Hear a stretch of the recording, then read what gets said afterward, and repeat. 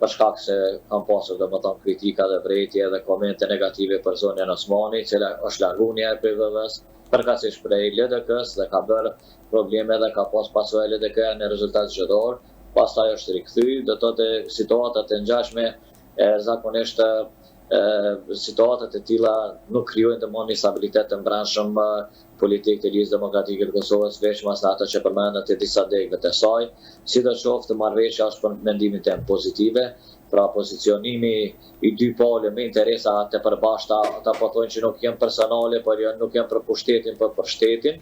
Pra natyrisht çështo po e deklaron zoti Avilxhiku që kjo marrëveshje midis Osmanit dhe tij nuk është marrëveshje për pushtet, por për shtet. Pra të shpresojmë që është kështu që kanë thonë ata.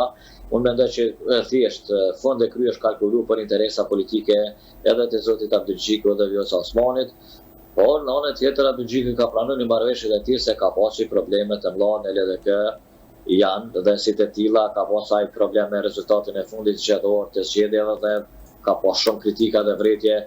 Prandaj diçysh o dosh dhe kjo pjesën më mbulu nga ai, diçysh me gjetë një zgjidhje që më përforcuaj brenda Ligjes Demokratike të Kosovës dhe pse jo.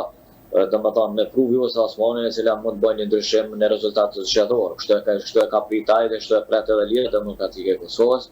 Por natyrisht janë edhe disa figura brenda LDK-s të cilat e kundërshtojnë ardhjen apo kthimin e zonës Osmani. Megjithatë numerikisht nuk janë të shumë në ata që tihen publikisht, mirë po me degë është tjetër çështje, domethënë degët e LDK-s, me dhe që rreth 20% degëve të tyre nuk e kanë mendimin e mirë dhe nuk kanë pasur një pozitivitet kthimin e saj. Pra nuk kanë dashur më kthy shkurt e trup me u kthy në LDK për shkak të tomë dhe pasojë që ka bërë. Dhe tash po shihet që ky kalkulim i zonës Osmani është po dihet që është më tepër personal se sa që është për diçka tjetër.